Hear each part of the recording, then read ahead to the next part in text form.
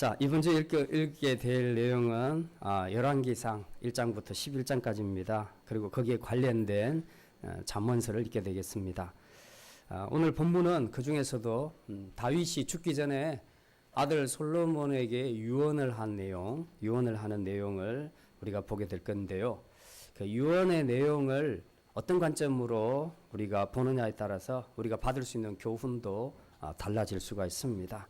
오늘은 다윗의 유언을 통해서 우리 신앙 공동체가 어떻게 견고하게 세워질 수 있겠는가, 그 비결을 오늘 다윗의 유언을 통해서 함께 말씀을 생각하려고 합니다.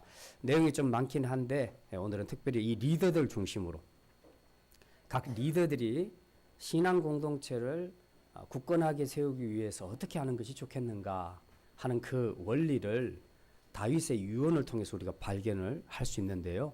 오늘 그것을 함께 생각하려고 합니다. 이제 또 그러면 어떤 분들은 나는 리더가 아니니까 이 말씀은 나하고 상관이 없다 그렇게 생각할지 모르겠습니다만은 일단 가정의 부모님들은 전부 리더입니다. 특별히 가장은 더 그렇고요. 그 다음에 여러분이 사회생활을 하면서 밖에서 여러분이 갖고 있는 직업에서 여러분의 윗사람이 있고 아랫사람도 있을 수가 있습니다. 아랫사람이 한 명이라도 있다면 여러분은 또 리더가 되는 겁니다. 이제 교회 공동체 안에 들어오게 되면 나이에 관계없이 여러분이 아이들을 맡고 있는 교사라면 리더가 되는 거죠. 그 다음에 여러분이 구역을 맡았다면 또 리더가 되는 겁니다. 그 다음 남녀 전도에 각 기관의 임원을 맡았다면 또 여러분은 리더가 되는 것이죠. 또 지금 리더가 아니더라도 이제 조금 있으면 앞으로 여러분의 인생을 살면서 여러분은 누군가를 책임져야 하는 그런 리더의 자리에 서게 됩니다. 그렇기 때문에 그 누구도 리더에서 제외될 수는 없습니다.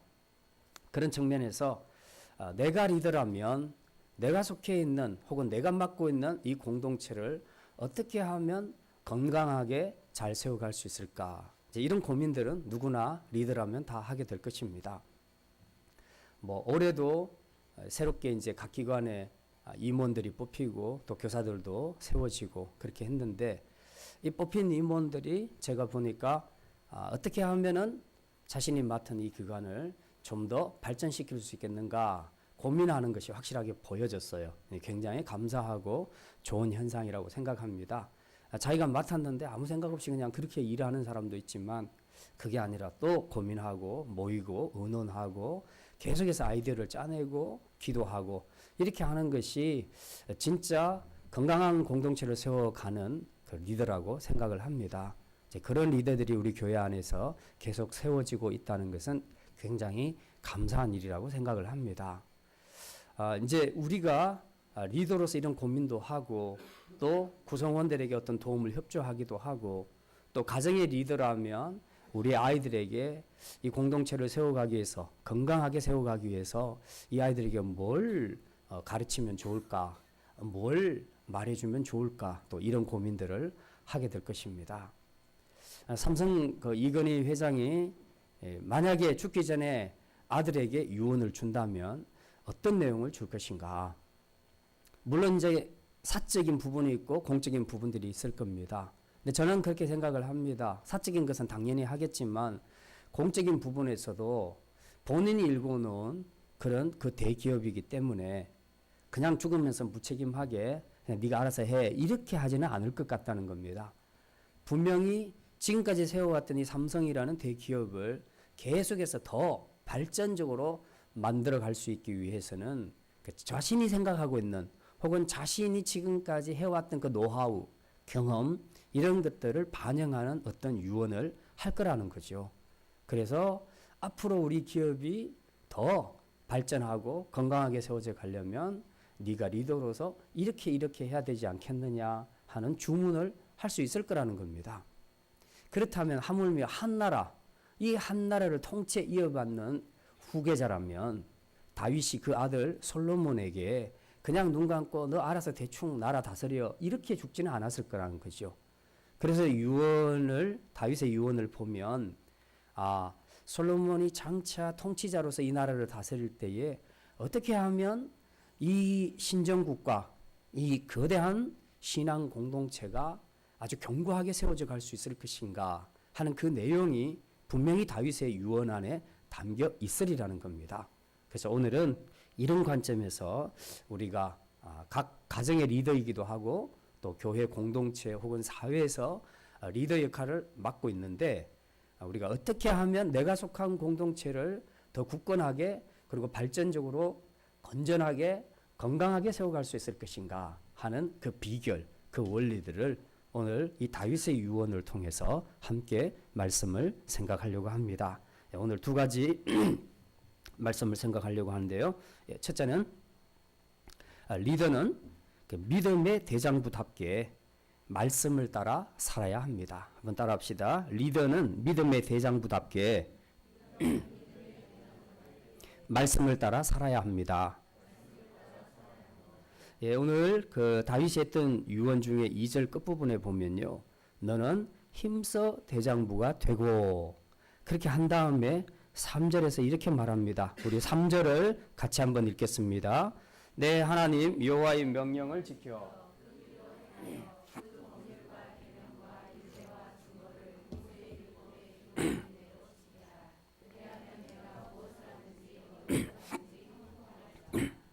아멘. 예. 자, 먼저 말한 것은 힘써 대장부가 되고 그렇게 말하고 있습니다. 자, 일반적으로 우리가 대장부 남자 중에서도 대장부라고 얘기할 때는 우리가 떠올리는 것은 체격이 건장한 사람, 그리고 남성적인 기백이 충만한 사람, 그리고 생각하는 스케일이 크고 그리고 관용하는 폭이 넓은 정말 남자다운 사람, 이런 사람을 우리가 대장부라고 그렇게 흔히 생각을 합니다. 물론 맞는 말이죠. 그리고 또 이런 사람들이 큰 공동체를 이끌어 가는데 더 유리하기도 합니다. 만약에 리더가 반대로 그게 아니고 멘탈이 굉장히 약하고 또 생각하는 폭도 좁고 관용하는 마음도 별로 없고 그리고 남성적인 기백도 충만하지 못하다면 아마 공동체를 세워가는데 좀 더 어려울 겁니다. 지금 다윗은 아들 솔로몬에게 지금 그 후계자가 될 아들 솔로몬에게 너가 힘써서 대장부가 되라고 그렇게 주문을 하고 있습니다. 이스라엘의 왕이라면 최고의 리더인데 이런 최고의 리더답게 먼저 힘써서 대장부가 되라고 그렇게 말합니다. 자, 그런데 다윗이 말하는 이 대장부라는 것은 단지 육적인 의미에서의 대장부만을 이야기하는 것은 아닙니다. 영적으로 믿음의 대장부가 되라 그렇게 말하고 있는 것입니다. 자, 그것을 더 구체적으로 밝힌 구절이 바로 방금 읽었던 3절이거든요. 3절이 바로 대장부가 되는 영적인 비결이다. 혹은 대장부가 사는 삶의 방식이 바로 이거다 하는 것을 보여주고 있습니다. 여기 보니까 내 하나님 여호와의 명령을 지켜 그 길로 행하여 그 법률과 계명과 율례와 증거를 모세의 율법에 기록된 대로 지키라. 굉장히 다양한 용어들을 쓰고 있죠. 명령, 법률, 계명, 율례, 증거, 율법 이런 다양한 단어를 쓰고 있는데 이게 다 머리 아픈 이야기고 한마디로 요약하면 하나님 말씀으로 표현할 수 있습니다. 힘써 신앙의 대장부가 되는 것은 먼저 하나님의 말씀대로 사는 것이다. 지금 이것을 다윗이 솔로몬에게 각인시켜 주고 있는 것입니다. 진짜 신앙의 대장부라면 첫째도 말씀, 둘째도 말씀, 셋째도 말씀. 말씀대로 사는 것이 진짜 믿음의 대장부가 아니냐. 네가 이스라엘을 통치하는 왕이라면 너부터 먼저 하나님의 말씀을 따라 살아야 되지 않겠느냐. 이게 진짜 신앙의 대장부다라고 다윗은 솔로몬에게 그렇게 말하고 있습니다. 사실 우리가 공동체를 세워가면서 리더의 모습은 굉장히 중요합니다. 말을 많이 하는 리더보다도 실제로 행동으로 그렇게 살아내는 리더들에게서 사람들은 감동을 많이 받습니다. 그리고 도전을 많이 받게 되지요. 종종 이 영화나 책 같은 데 보면 전쟁하는 영화들이 나오는데 가령 예를 들어서 영화 300 같은 영화 그런 영화들을 우리가 보게 되면 그 리더들이 보면요 명령만 내리고 다 자기는 뒤에 숨어 있지 않습니다. 오히려 고대 전쟁들은 보면 장군들이 앞장서서 달려나갑니다. 그러면 뒤에서 소리 지르면서 군사들이 힘을 얻어서 그렇게 함께 적진을 향해서 달려나가게 되죠. 바로 이런 거죠. 이게 바로 대장부가 하는 모습입니다. 신앙의 대장부는 그럼 어떻게 해야 될 것인가? 신앙적으로 하나님의 말씀을 따라 사는 삶에 있어서 먼저 솔선수범해야 된다는 거죠. 리더가 먼저 하나님의 말씀을 따라 열심히 그렇게 사는 모습을 보여주게 될 때에 그 기관에 속한 구성원들이 리더를 보고 우리 구역장이 정말 말씀을 저렇게 열심히 읽고 묵상하고 큐티하고 그거 붙잡고 기도하고 사는구나. 그러면 나도 좀 본받아야지. 그래서 그 리더들을 본받아서 그런 삶을 살고 싶은 그런 마음을 갖게 되는 것이죠. 그러니까 우리가 어떤 공동체에 속해 있든 간에 리더들이 말씀을 따라서 사는가 또 살려고 하는가 하는 모습을 보여주는 것과 그렇지 않는 것과는 굉장히 차이가 많이 나는 겁니다.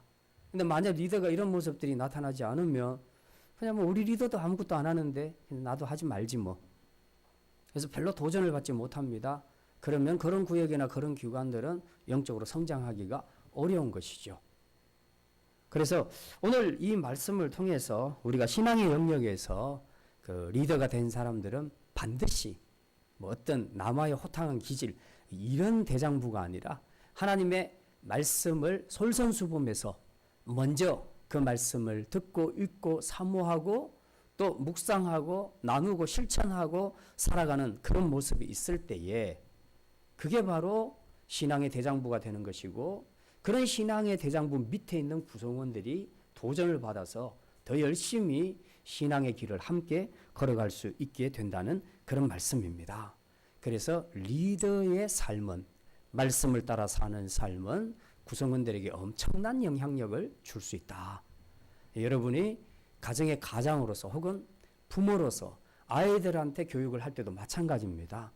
그냥 말로만 너 성경 읽고 교회 나가 예배 드려 기도해 이렇게 말하는 것보다 부모가 직접 그런 모습을 보여주게 되면 말 안 해도 아이들은 그것을 통해서 감동을 받게 되거든요. 도전을 받게 되거든요.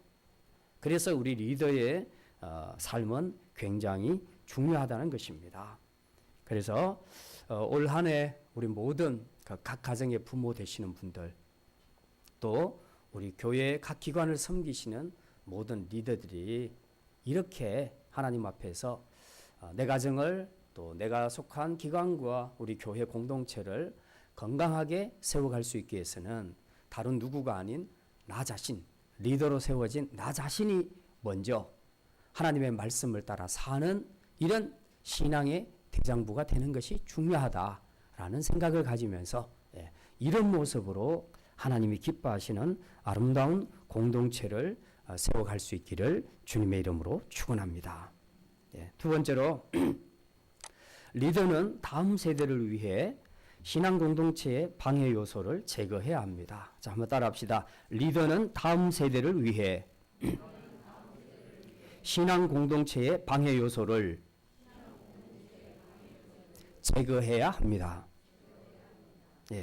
다윗은 솔로몬에게 믿음의 대장부가 되라고 그렇게 말해놓고 이제 솔로몬이 왕이 되면 왕권 강화를 위해서 꼭 해야 할 구체적인 사항을 지시합니다.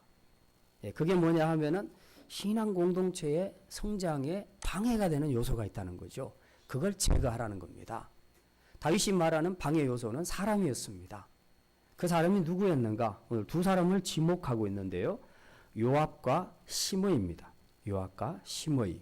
요압은 왜 죽이라고 했는가? 5절 말씀 같이 함께 읽겠습니다. 스루야의 아들 요압이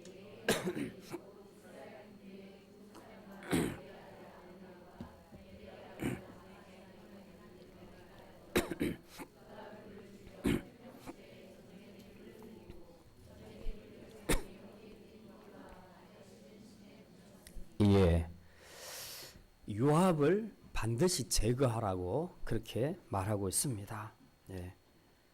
다윗에게 있어서 요압은 어떤 사람입니까? 우리가 사무엘서와 그 열왕기상까지 읽어보면요, 요압은 다윗에게 있어서 오른팔이었습니다. 요압이 없었더라면 다윗이 어떤 일을 이루어내기 힘들 정도로 요압은 항상 다윗과 함께했고, 그리고 다윗에게 큰 힘이 되는 오른팔과 같은 그런 존재였습니다. 자, 그런데 왜 다윗이 요압을 죽이라고 했을까? 심지어 압살롬이 반역했을 때조차도 요압은 압살롬 편에 서지 않고 다윗 편에 서서 다윗이 피난 갈 때 함께 했던 사람입니다. 이 정도면 절대 충신이라고 말할 수 있는 거죠. 그런데 왜 다윗은 지금 요압을 솔로몬에게 제거하라고 그렇게 말했을까 하는 거죠. 요압이 다윗의 참 충신이었음에도 불구하고 치명적인 두 가지 결정사항이 있습니다. 그 결점이 뭐냐 하면, 첫째는 이 요압이 오늘 5절에 읽었던 것처럼 다윗이 그렇게 간곡하게 부탁했던 그 두 장관 아브넬과 아마사, 이 두 사람 절대 죽이지 말라 그랬습니다, 다윗이. 그런데 요압이 그 명령을 어기고 죽였습니다. 근데 그 죽인 이유가 뭐냐 하면 전부 자기 개인적인 감정입니다. 이 시기심 때문에 그 자기 자리 지키려고 그렇게 이 두 사람을 죽였던 것이죠. 다윗이 그걸 눈치챘습니다. 그래서 미리 알고 죽이지 말라고 얘기했습니다. 그런데도 불구하고 죽였다는 겁니다. 그러니까 지금 요압의 어떤 성정을 볼 수 있냐 하면, 요압이 다윗의 오른팔이고 큰 힘이 되고 충신이었음에도 불구하고 어떤 순간에는 다윗보다도 자기의 감정과 자기의 생각을 더 중요시하는 사람이었다는 거죠. 그래서 왕의 명령도 거절하고 자기 생각대로 그렇게 복수를 해버리는 그런 사람이었다. 우리가 종종 보면 역사에서나 사극에서 보면 그런 일들이 있습니다. 반정을 일으켜서 왕을 옹립시키고 난 다음에 그 일등 공신들이 나중에 이 왕이 통치할 때 도움이 되는 것이 아니라 굉장히 방해가 되는 그런 경우들이 있습니다. 왜냐하면 자기들이 일등 공신이기 때문에 그 이후에 권세를 누리는 것을 왕의 뒤에서 혹은 심지어 왕 위에서 왕을 조정하는 그런 경우들이 굉장히 많습니다. 내가 일등 공신인데 하는 마음으로 절반은 왕에게 협박하는 그런 식으로 해서 뒤에서 그 권세를 좌지우지하는 이런 사람들을 우리가 굉장히 많이 보게 되죠. 근데 왕들이 그런 사람들을 제거하지를 못합니다. 왜? 오늘 자기가 있기까지 그 공이 그 사람들에게 있었기 때문에 자기도 지금 속으로는 너무 힘들지만 그걸 어떻게 할 수가 없는 겁니다. 그러니까 손을 못 대고 그냥 당하고 있는 경우들이 굉장히 많죠. 말하자면 요압이 지금 그런 케이스라는 겁니다. 그러니까 요압에서 문제를 삼을 수 있는 것은 뭐냐 하면, 다윗을 왕으로 옹립하고 잘 섬기는 것은 참 훌륭한 일이었지만, 그러나 진짜 자기 안에 진정한 왕은 다윗이 아니었고 자기였다는 겁니다. 결국 지금 신정국가의 왕으로 세움받은 다윗 왕의 명령을 어기고 자기 감정을 더 중요하게 생각해서 일을 처리했던 것은, 이건 충성스러운 신학에서 있어서는 안 될 모습이었다는 겁니다. 근데 이것이 두고두고 다윗의 마음을 아프게 했던 것이죠. 왜? 자기가 그렇게 간곡하게 부탁했던 그 사람들을 죽였고, 그리고 사실 압살롬을 죽인 것도 요압이 그렇게 한 거거든요.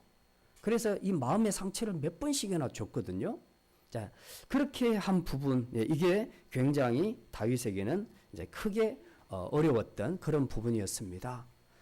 그 다음에 이제 요압이 했던 두 번째 결점이 뭐였냐 하면, 압살롬 반역할 때까지라도 요압은 다윗의 편에 서 있었습니다.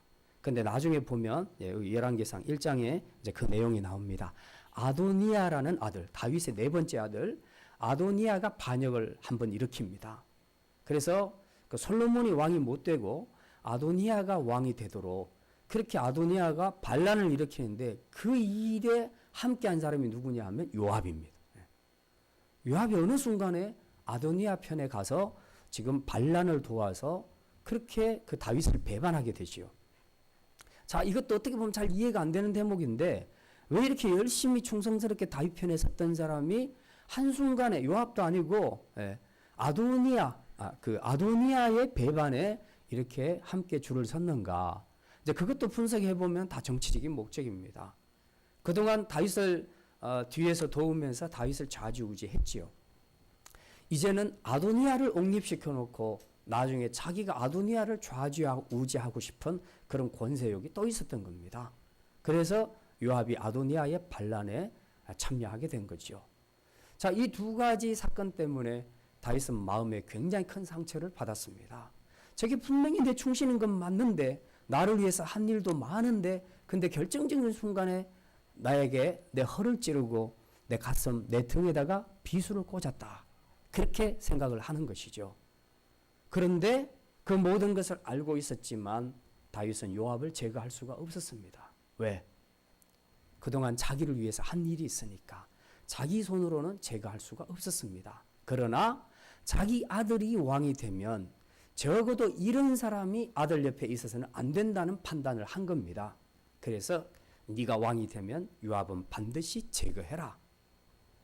지금 다윗은 개인적인 복수를 하고 있다 이런 관점이 아니고 신정국가가 세워져 가는 이 마당에서 자신은 더 이상 어떻게 할 수 없었지만 적어도 다음 세대 솔로몬의 세대에서는 하나님 나라에 이런 사람이 권세를 가져서는 안 된다라고 확실한 판단을 했던 것입니다. 그래서 네가 왕이 되면 이 하나님 나라에 방해가 되는 이 요소인 요압을 확실하게 제거하라고 그렇게 주문을 했던 것이죠. 자, 이제 두 번째 다윗이 지시한 암적 존재는 누군가? 시므이라는 사람입니다. 예, 시므이라는 사람. 예, 그 사람은 또 어떤 사람인가? 우리 지난주에 설교를 들어서 잘 알잖아요. 예, 8절 보면은 그 내용이 나와 있죠. 예, 8절 우리 같이 한번 읽겠습니다.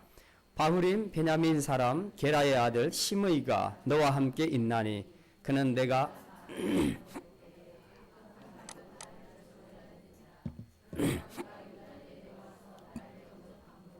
내가 여호와를 두고 맹세하여 이르기를 내가 칼로 너를 죽이지 아니하리라 하였노라. 네. 9절도 우리 같이 한번 읽읍시다. 그러나 그를 무죄한 자로 여기지 말지어다. 너는 지혜 있는 사람이므로 그에게 행할 일을 알지니 그의 백발이 피 가운데 서울에 내려가게 하라. 네.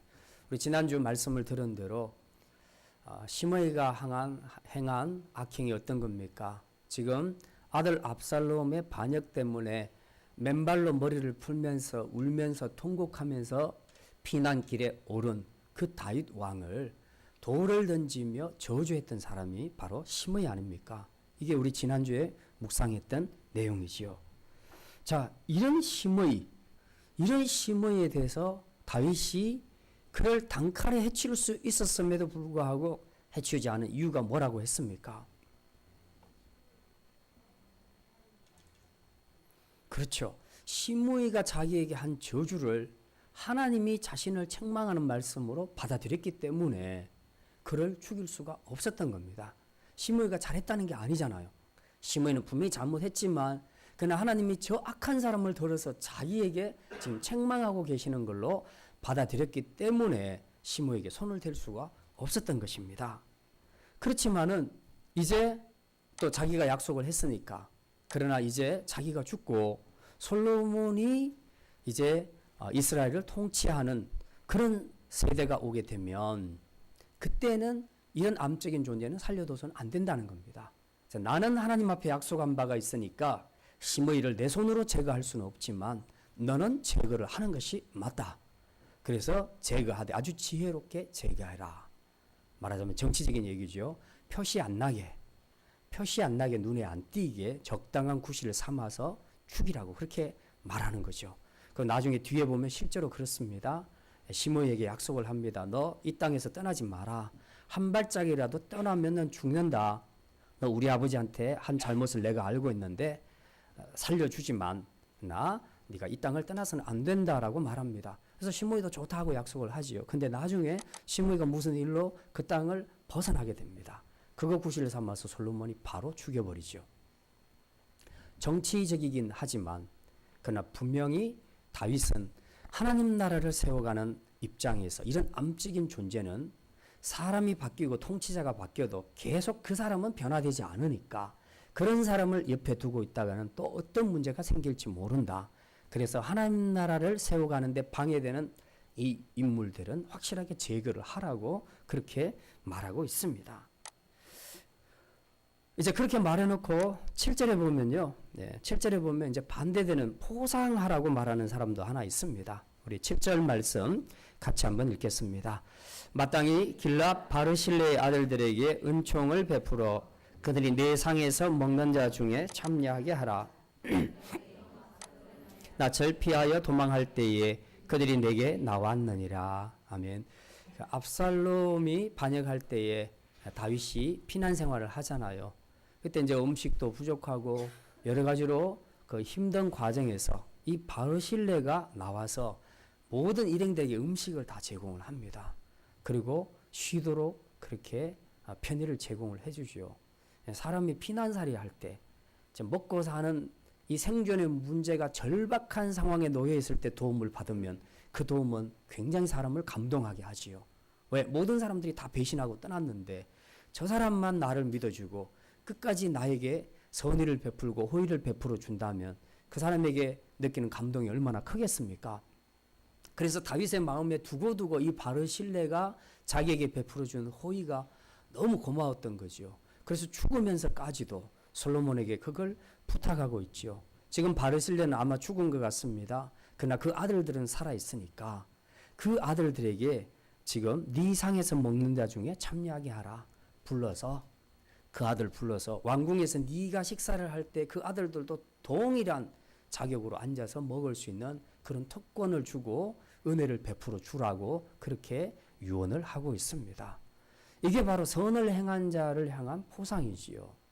자, 그러면 다윗의 유언을 이렇게 요약을 해볼 수 있겠습니다. 다윗은 지금 솔로몬 개인에게는 먼저 뭘 요구하고 있습니까? 힘써 뭐가 되라? 대장부가 되라. 신앙의 대장부가 되라. 그 말하는데 신앙의 대장부의 삶은 뭘 지키는 것? 하나님의 말씀을 따라서 하는 것. 하나님의 말씀을 지키는 것이라고 말해놓고 이제 하나님 나라를 세워가는 이 말씀의 통치 안에서 구체적으로 실현돼야 될 것은 바로 의다. 의다. 그 의를 어떻게 지금 구체적으로 나타내는가? 악을 행한 자들은 확실하게 제거하고 이 죄의 요소들을 확실하게 제거해 주라. 그리고 의를 행한 자에게는 확실하게 포상을 해주라. 그렇게 해서 앞으로 네가 다스릴 이스라엘 나라는 이렇게 의롭게 통치되는 나라가 돼야 된다. 바르실레와 같은 사람들에게는 포상을 해주고 그리고 요압이나 시므이 같은 암적 존재들은 확실하게 제거를 해서 하나님 나라가 어떤 모습으로 견고하게 서가야 될지 너는 이것을 깨달아 알아라 하는 것이 다윗의 유언에서 나타나고 있는 핵심적인 내용이라고 우리가 생각할 수 있습니다. 자, 그렇다면 이제 우리가 가정을 세워가는 리더로서 또 교회 각 기관을 섬기는 리더로서 오늘 다윗의 유언을 통해서 우리가 깨달아야 될 것은 무엇인가? 우리가 이미 말씀한 대로 우리는 먼저 말씀을 따라서 하는 신앙의 대장부가 돼야 될 것입니다. 그리고 우리는 우리 안에 이 죄의 요소들을 제거해야 합니다. 물론 공동체 안에 이런 요압과 같고 시므이와 같은 이런 악한 사람들은 우리 교회 안에 없으니까 사람을 생각하지 말고 내 안에 다른 사람 보지 말고 내 안에 하나님 나라를 견고하게 세워가는데 방해하는 요소가 내 안에 있을 수가 있다는 겁니다. 사람마다 다 있는데요. 그게 굉장히 크고 치명적일 수 있는 사람들도 있습니다. 자, 이런 부분들이 이제 우리가 이 다윗의 유언을 통해서 자신을 돌아보는 계기가 되어야 된다는 겁니다. 그래서 다른 누구 보니까 저 사람은 우리 교회의 성장에 참 방해가 돼. 그렇게 남을 지적하지 말고 나를 보면서 나의 어떤 부분이 우리 샘물교회 하나님 나라를 견고하게 세워가는데 혹 방해가 될까? 장애가 될까? 그런 요소는 나한테 없는가? 이런 것들을 우리가 한번 반성해 보자는 겁니다. 돌아보면서 내 안에 그런 요소가 발견된다면 마치 요압과 시므이를 제거하는 것처럼 우리도 우리 안에 이런 죄의 요소를 제거하는 결단이 필요하다는 거죠. 스스로가 이렇게 자기 안에 있는 암적인 존재들을 제거할 때에 내가 먼저 건강해지고 각자가 그렇게 되면 우리 신앙 공동체가 건강하게 그리고 견고하게 세워져 갈 줄 믿습니다. 그래서 오늘 이 다윗의 유언을 통해서 우리 모든 성도들이 가정을 세울 때 우리 자녀들 앞에서 내가 정말 가정의 리더로서 부끄러움 없이 신앙의 대장부답게 말씀을 따라 살고 내 안에서 먼저 이 죄의 요소를 제거하고 그렇게 삶으로써 우리 자녀들에게 본을 보여주고 또 신앙에 좋은 영향력을 끼치고 있는가? 아니면 말만 그렇게 가르치고 내 자신은 우리 아이들에게 전혀 그런 본을 혹은 영향력을 끼치는 그런 삶을 살고 있지 않는 그런 모습은 아닌가? 우리가 한번 돌아보자는 거죠. 그래서 오늘 이 말씀 앞에서 우리 모든 가정의 리더들과 또 교회를 섬기는 모든 리더들이 너나 할 것 없이 전부 하나님 앞에서 이런 반성하는 마음으로 이제 지금까지 우리가 좀 소홀히 했던 그 말씀을 따라 사는 삶, 이것에 우리가 더욱더 힘을 써서 이제 신앙의 대장부가 되시고 그리고 우리 샘물교회와 하나님 나라 여러분의 가정을 더 건강하고 아름답게 세워갈 수 있도록 우리 안에 이 죄의 요소를 다 제거하고 또 하나님의 의를 따라서 우리가 이 모든 공동체를 세워갈 때에 하나님께서 여러분의 가정과 우리 교회 공동체 안에 부어주시는 풍성한 축복이 넘쳐나기를 주님의 이름으로 축원합니다. 기도합니다.